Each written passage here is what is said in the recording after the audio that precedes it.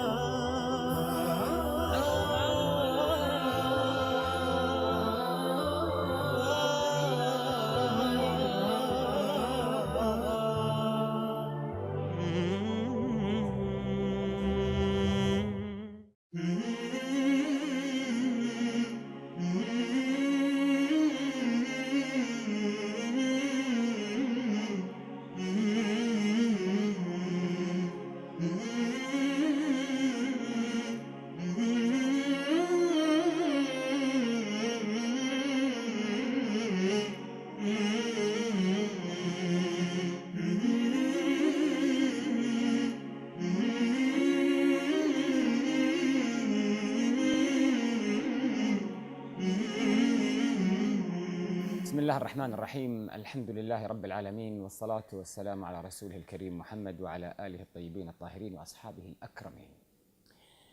أنا الآن في متحف التراث الأندلسي في إسبانيا. هذا المتحف الضخم الكبير قام مجموعة من الإسبان من غير المسلمين، رأوا بأن هناك تاريخ يحتاج إلى بحث، لم يأخذ حقه، وقفوا ضد مدرسات متحيزة معينة، فقالوا لابد أن يكشف ويعرض هذا التراث الذي هو مشترك إنساني وواقع يجب أن نعترف به. فجئنا إلى هنا ليس فقط للتعرف على هذا المكان، إنما من خلال التقاء بأستاذ متخصص له بصمته البحثية والعلمية والميدانية في التراث الأندلسي بالعموم والغرناطي بالخصوص.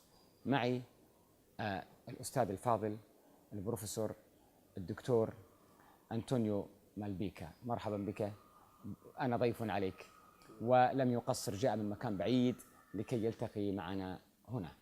الأستاذ أنطونيو مالبيكا أستاذ في جامعة غرناطة، متخصص في التاريخ الوسيط، بحوثه كثيرة وآثاره كثيرة الدراسية، لا سيما في القرون الوسطى وفي منطقة الأندلس. له بحوث ميدانية في التنقيب هنا في غرناطة وفي مصر وفي الأردن وفي لبنان، وكاد أن يذهب إلى سوريا لولا الظروف، وأيضا في رام الله في فلسطين، عند أكثر من 25 كتاب في هذه الموضوعات المتنوعة. حاز على جائزة البحوث العلمية الأندلسية في الأندلس. نأخذ معه هذا الحوار الثقافي الفكري في علاقة الماضي بالحاضر، في دلالة العمران والحضارة التي تركها الإنسان على غيره، وانعكاس هذه الحضارة على هويته أو لهويته. وهل هذا الاتصال والانفصال أمر إيجابي؟ هل نفي التاريخ؟ إلى آخر ما سنضمنه من معاني في هذا الحوار الجميل. مرحبا بك أستاذ دكتور، شكرا جزيلا. السؤال الأول، وهو مدخل مهم دكتور: طبيعة الإنسان كائن متحيز، يتحيز لأسرته، يتحيز لقبيلته، يتحيز لبلده، يتحيز للمكان الذي هو. هذا التحيز أحيانا يدفعنا نحن كبشر أن نخفف من نجاحات الآخرين، أو نطمسها إذا كنا في غاية التعصب، أو نهون منها، أو نجعلها تقليد.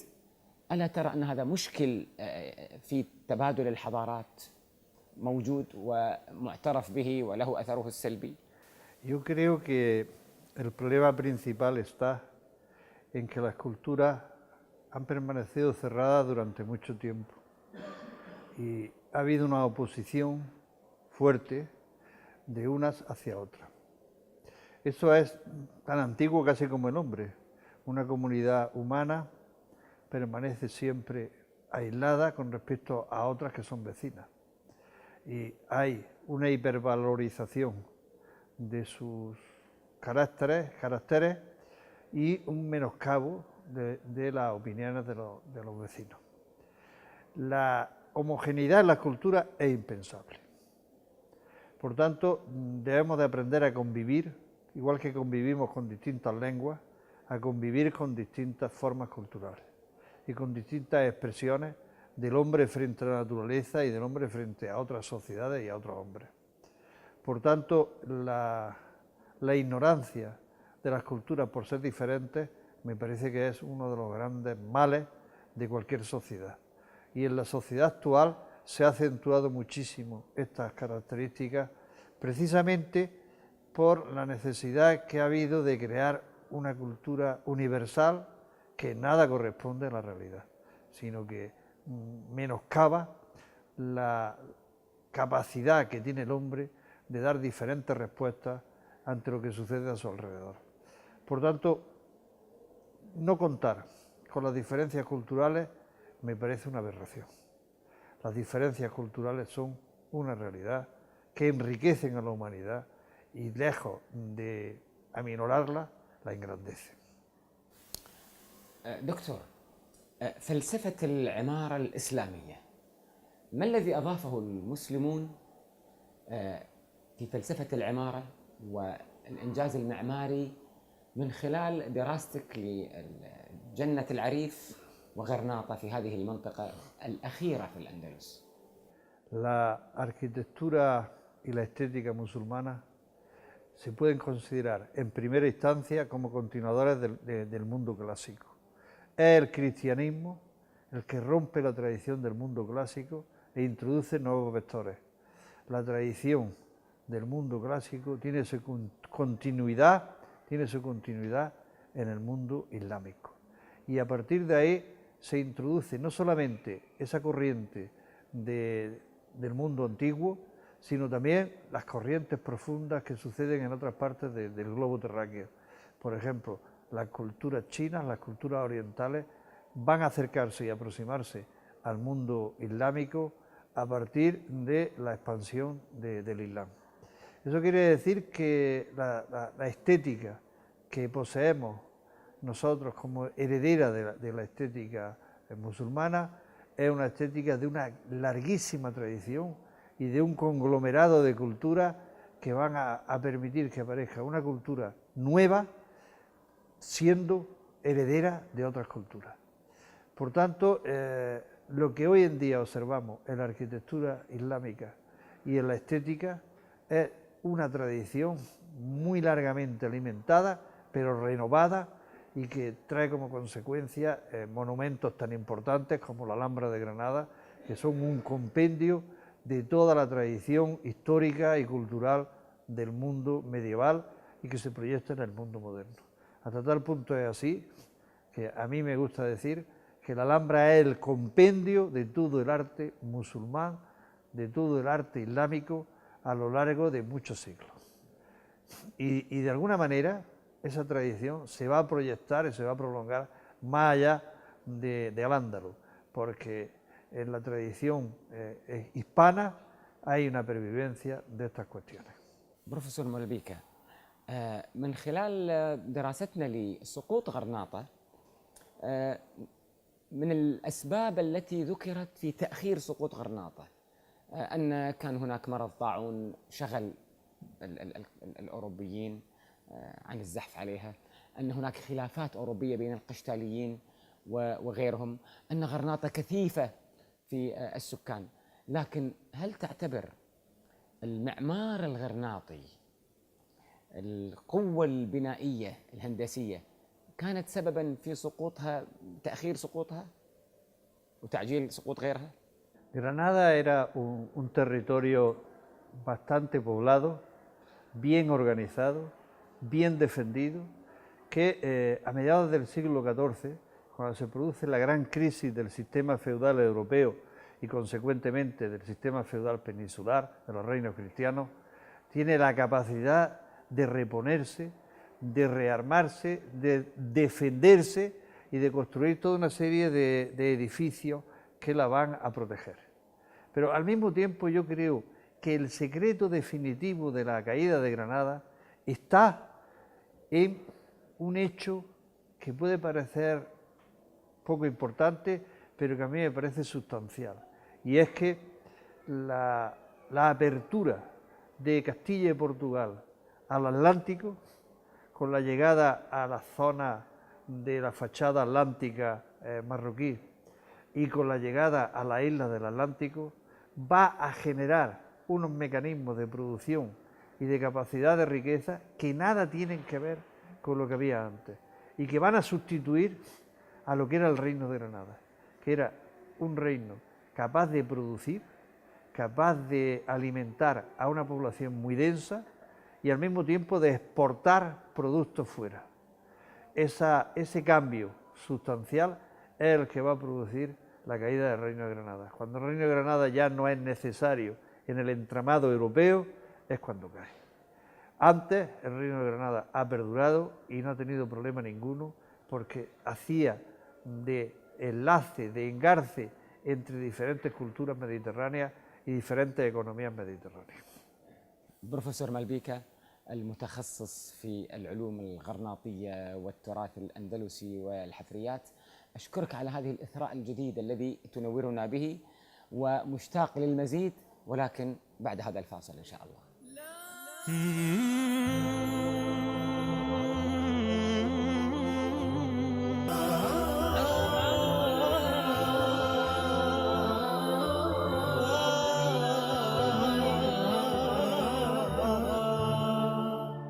أستكمل حديثي في متحف التراث الأندلسي في غرناطة في إسبانيا مع البروفيسور أنطونيو مالبيكا، أستاذ في جامعة غرناطة للعصر الوسيط والمختص في الحفريات والدراسات الأندلسية. صدر كتاب من مطبعة بريل المعروفة بعنوان نظرات في علم الأركيولوجيا، علم الحفريات، مقارنات بين إسبانيا وإيطاليا. ولك في هذا الكتاب الذي هو عبارة عن مجموعة مؤلفين، لك في هذا الكتاب مقالة عن الأندلس في هذا الخصوص، فممكن أن تثرينا عن، وأنت كتبت عن البنية التحتية للمدن الإسلامية، عن التخطيط الظاهري، عن التنسيق بين المنطقة في ذاتها، فبودنا أن تثرينا في هذا الموضوع. لماذا كتبته؟ La ciudad en Al-Ándalus no es fruto directo de la ciudad antigua. Para que la ciudad florezca en Al-Ándalus ha sido necesario que la ciudad antigua esté en una profunda crisis. Y a partir de esa crisis, sobre unos nuevos parámetros, se construye la ciudad en Al-Ándalus. Y hay al menos varias modalidades de creación de la ciudad. Una es a partir de una fortificación que se genera desde el principio y hace que surja la vida urbana.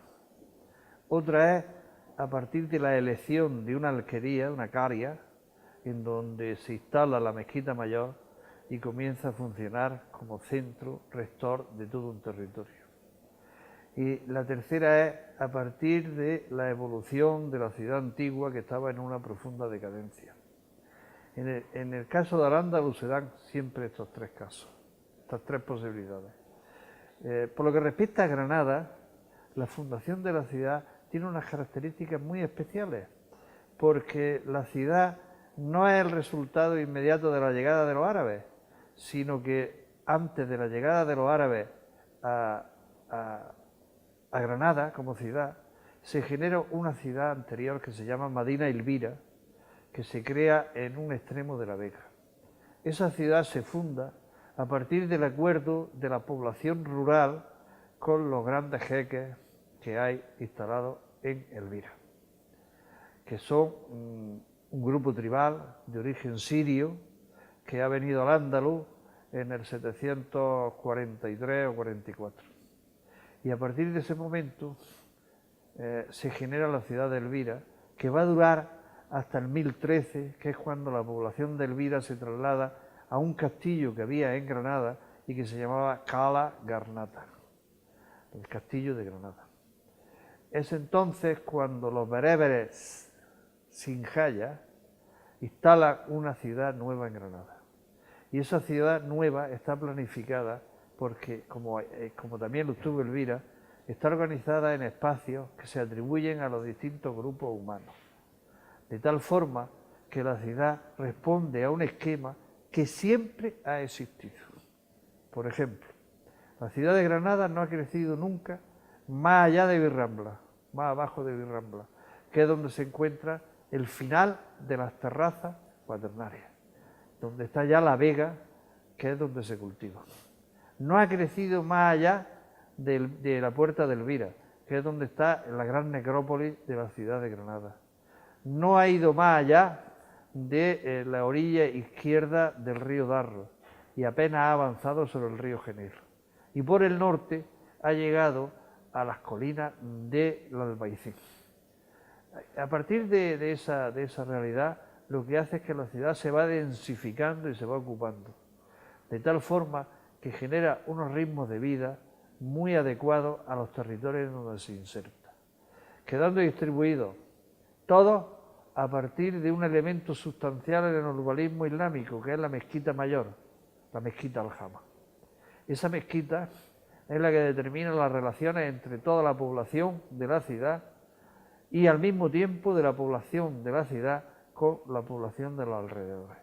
En el caso de Granada, la mezquita se encuentra cerca de la plaza de Virrambla, en donde hoy en día está la catedral, que es un espacio abierto que permite las grandes concentraciones y la gran llegada de gente de fuera. De tal forma que para entrar en la ciudad a ir a la mezquita no hay problemas ni hay dificultades.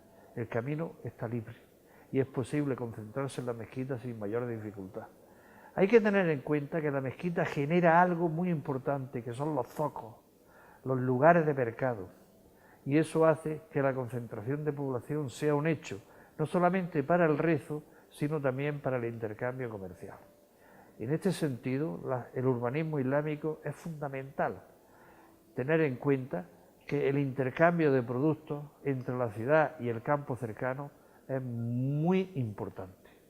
De tal forma que hoy en día, gracias a la arqueología, sabemos que productos producidos en la ciudad iban hasta rincones apartados, lo cual quiere decir que de esos rincones apartados del campo salían otros productos hacia la ciudad y había un intercambio permanente, porque lo que distingue fundamentalmente a la ciudad islámica es el gran intercambio comercial que hay en ella.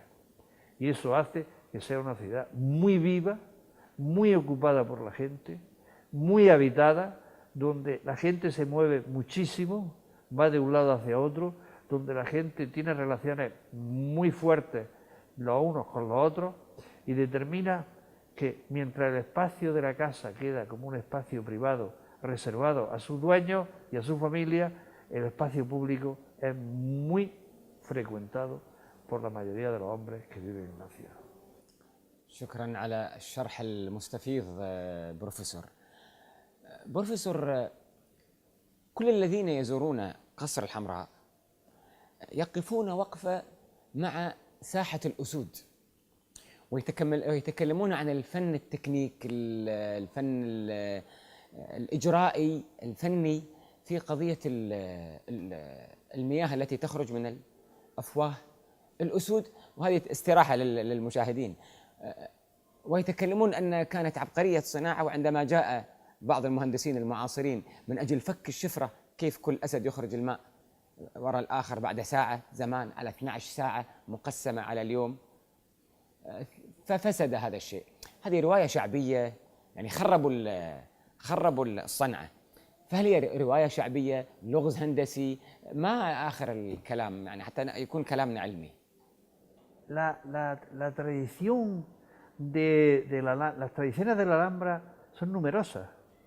En realidad, yo he tenido la suerte de poder excavar en el Patio de los Leones y me he dado cuenta de una cosa que no me había dado cuenta nunca, y es que el Patio de los Leones está montado sobre un desnivel brutal, es decir, hay un desnivel enorme entre una parte del Patio de los Leones y otra. Sin embargo, cuando está uno dentro, no se percata de eso, está todo llano, lo cual ha determinado que sea una obra arquitectónica de gran envergadura, porque en algunos puntos está más de 3 metros de profundidad la roca, lo cual quiere decir que se ha tenido que hacer un trabajo de arquitectura y de ingeniería muy importante. Al mismo tiempo, el suministro del agua, que ha podido verificarse en esta excavación, demuestra la gran capacidad de ingeniería del mundo nazarí. Y en cuanto a la importancia del Patio de los Leones, se pueden decir varias cosas. La primera es que el Patio de los Leones es un espacio donde las relaciones son muy privadas, muy íntimas y no tienen unas relaciones públicas, aunque hay algunas partes en donde sí se realizan esas relaciones públicas, como la Sala de Dos Hermanas, pero no es una realización continua, sino episódica. Por otra parte, el tema de la fuente, que tanta literatura ha generado, donde se dice que esa era la fuente que tuvo el judío Ibn Agrela, que construyó un palacio en la época de los ciríes, no hay ningún argumento que lo pueda manifestar. Porque la fuente en realidad es una simbología que yo creo que obedece más a los linajes que conforman el pueblo granadino que a cualquier otra cosa. Es decir, los 12 leones que aparecen simbolizarían, en mi opinión, los grandes 12 grupos tribales que habría en el Reino de Granada, que además son las 12 tribus de Israel también, por similitud con lo que ocurre en otras civilizaciones de las que son herederas también la civilización islámica y recoge una cierta tradición. Pero en definitiva, la fuente lo que contiene es elementos icónicos del pueblo musulmán. Y lo que hoy en día sabemos es que la mayor parte de la imagen que tenemos de la Fuente de los Leones no es real. Porque, por ejemplo, los 4 ríos que dicen que surcaban el paraíso y que van a confluir en la fuente, o que vienen de la fuente, sabemos que son una obra muy posterior, que no es una obra musulmana, sino que es una obra cristiana. De tal manera que yo me quedaría con la idea de que la fuente es la simbología del pueblo nazarí, la simbología de una tradición cultural muy fuerte que ancla en un pasado muy lejano, como una manera de manifestar la gloria de los nazaríes y no manifestar otra cosa. Por lo que respecta a la fuente, donde se contiene un poema labrado, grabado en la taza de la fuente, que celebra la circuncisión de hijos de Muhammad V, diré que la fuente no ha tenido que ser entrada allí en esa zona antes de la creación del edificio, porque la fuente no puede entrar por ninguna de las puertas existentes. Lo que ha supuesto, según decía la gente, que allí hubiese una fuente anterior. No tiene por qué. Puede haberse instalado al principio con todo el sistema hidráulico, que es muy complejo, y posteriormente haber hecho la construcción. شكرا دكتور على هذا الذي لا يتوقعه حتى المشاهد المثقف الذي يتابع مثل هذه المعلومات المتكاملة. وراح ندخل في موضوع الهوية والتنوع الديني والعرقي وأثره على الحضارة المادية إن شاء الله، ولكن بعد هذا الفاصل.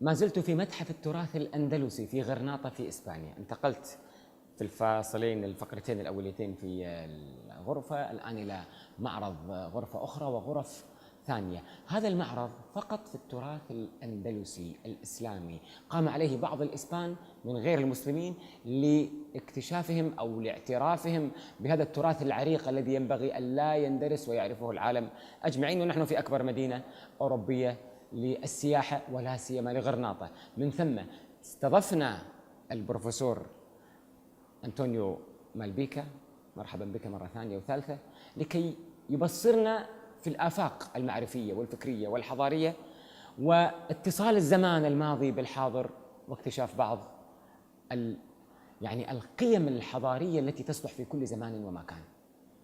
بروفيسور، لما زرنا غرناطة القصر وملحق القصر اللي هي استراحة الرؤساء والزعماء والمحبين هناك، جنة العريس، رأينا فعلا أنها جنة، وسميت الفردوس المفقود. الفردوس يقتضي زرع وماء، وفعلا زروع، لكن جبل قصة الري والزراعة والإدارة والهندسة الفنية لإبقاء الماء، ونحن في اليوم في الحضارة هذه في أزمة مياه وحضارة مياه وصراع المياه، كيف كان الشأن هناك؟ El agua es el elemento sustancial de la agricultura, de la vida urbana y de la vida cotidiana en Al-Ándalus. De tal manera que sería impensable la riqueza agrícola que se produce aquí sin tener en cuenta los sistemas de abastecimiento de agua. En el caso de la ingeniería se puede apreciar cómo hay obras que son sencillamente grandiosas y apenas son perceptibles en el exterior, como por ejemplo el gran albercón que hay en la Alhambra, a donde llega el agua a través de un segmento de la acequia real y es subida por una noria de 19 metros de profundidad. Desde ahí el agua sirve para regar una serie de huertas que hay en la misma Alhambra, por encima del Generalife, y que hace que la vida agrícola sea importantísima asociada al agua.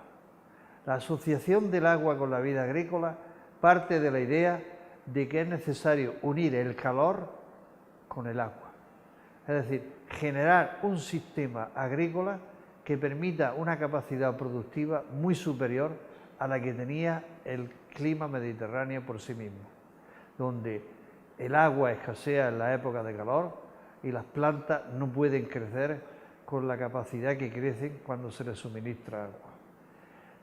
Por tanto, toda la vida de Al-Ándalus está marcada por el agua.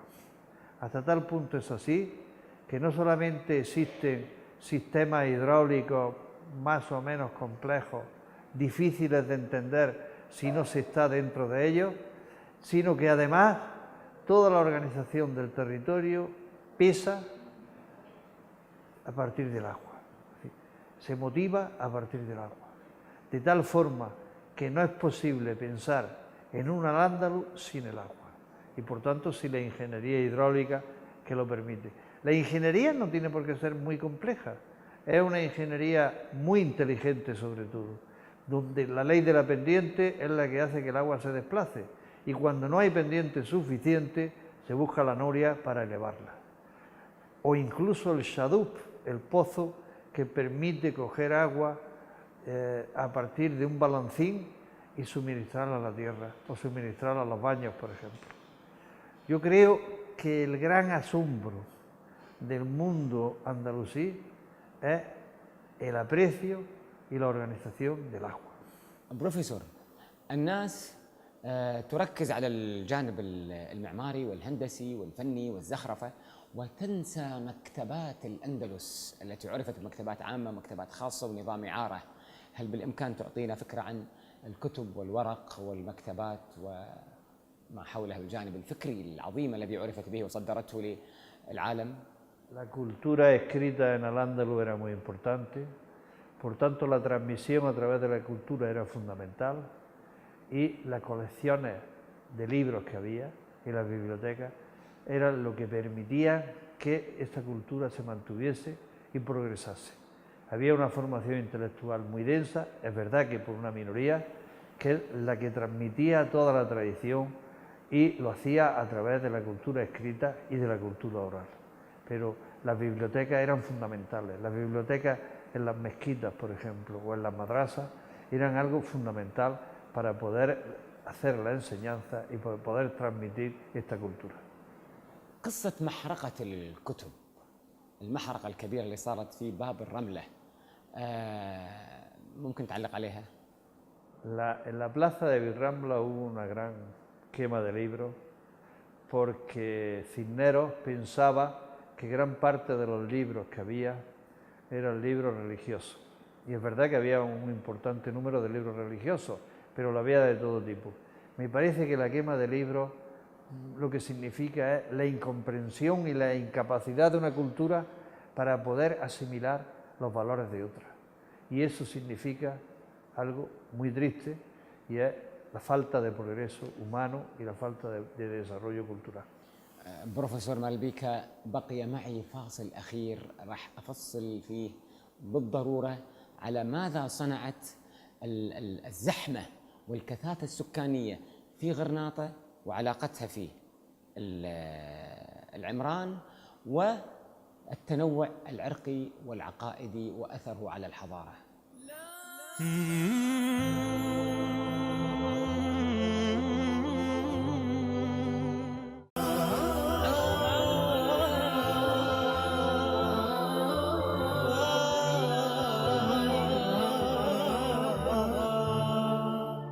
نستكمل الحديث ونحن في متحف التراث الأندلسي في غرناطة في إسبانيا مع البروفيسور أنطونيو مالبيكا، أستاذ الدراسات الشرقية والغرناطية وثقافة المسلمين والأندلس والباحث الأركولوجي في الحفريات.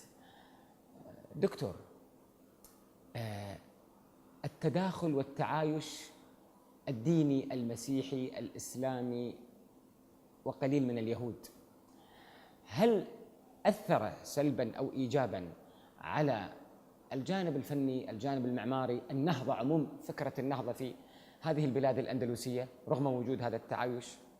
Todo lo que sea convivencia y compartir valores culturales distintos tiene unos efectos muy positivos. Y la admisión de la diferencia es fundamental para que la cultura progrese. En el caso de Al-Ándalus hubo un progreso y una síntesis de cultura muy importante. En el caso del Reino de Granada se ve con muchísima claridad, porque es un reino que podríamos calificar de cosmopolita al mismo tiempo que es un reino típicamente musulmán. Con lo cual combina dos cosas, lo particular con lo general, y hace posible una riqueza de opiniones y de manifestaciones culturales que hasta entonces no había sido vista. Eso no quiere decir que no hubiera diferencia y no hubiese problemas, claro que las había y claro que hubo dificultades, pero la línea tendencial no es la confrontación, la línea tendencial es el diálogo y el acuerdo y la convivencia de diferentes culturas. Cada cultura al mismo tiempo le corresponde un papel determinado y ejerce ese papel. Por ejemplo, los judíos eran esencialmente personas dedicadas al dinero, a gestionar el dinero y a gestionar la riqueza, mientras que los musulmanes eran personas dedicadas al comercio. Los cristianos que convivían aquí también tenían perfecta cabida. ¿Que hubo problemas? De eso no cabe la menor duda. ¿Que esos problemas estuvieron latentes mucho tiempo? No cabe tampoco la menor duda. ¿Que eso se transmitió en grupos políticos determinados? También es cierto. Pero la línea general, tendencial, fue una convivencia pacífica y un enriquecimiento cultural propio de una sociedad en donde la actividad mercantil es la fundamental. Y por tanto, para desarrollar el comercio es necesario desarrollar la paz.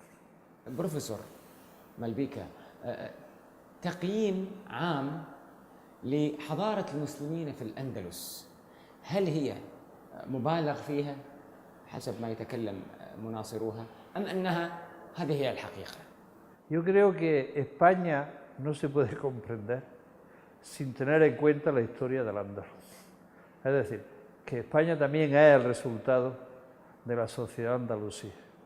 Y aunque nosotros seamos herederos directos de la civilización occidental, nuestra civilización occidental está muy marcada por los años de dominio andalusí.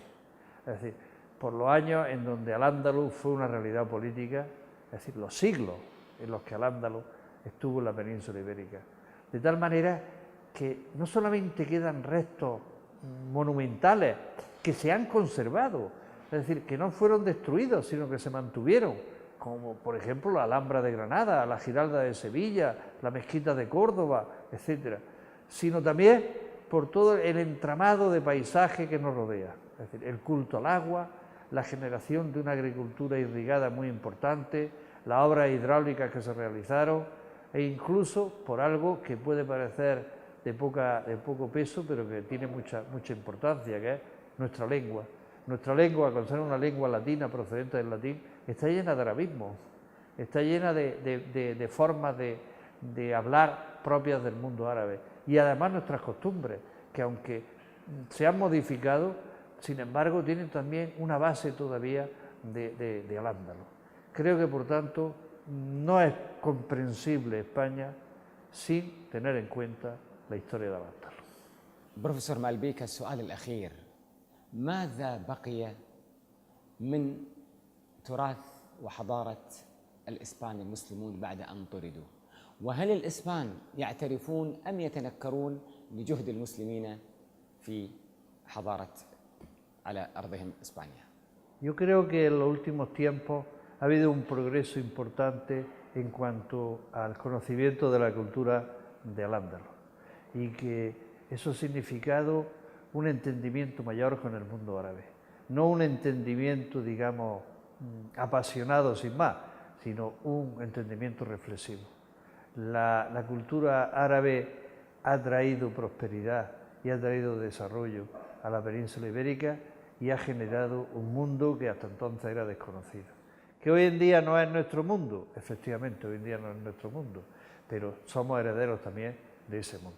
البروفيسور الدكتور أنطونيو مالبيكا، أستاذ يعني الدراسات الخاصة في الأندلسيات المسلمة وعالم الأركيولوجيا في الحفريات والمؤلف والحائز على جوائز والمتجول في عالم الآثار الشرقية، أشكر لك على هذه يعني الإفاضة الكبيرة وهذا الإثراء في هذا المعرض الجميل والذي تجولنا به وشاهدنا ما شاهدنا من آثار، يعني اعتراف جميل بتكامل الحضارات وتأثير وبصمة كل أمة وأثرها لكي لا نلغي الآخر ونتعايش بحق وعدالة. شكرا لك.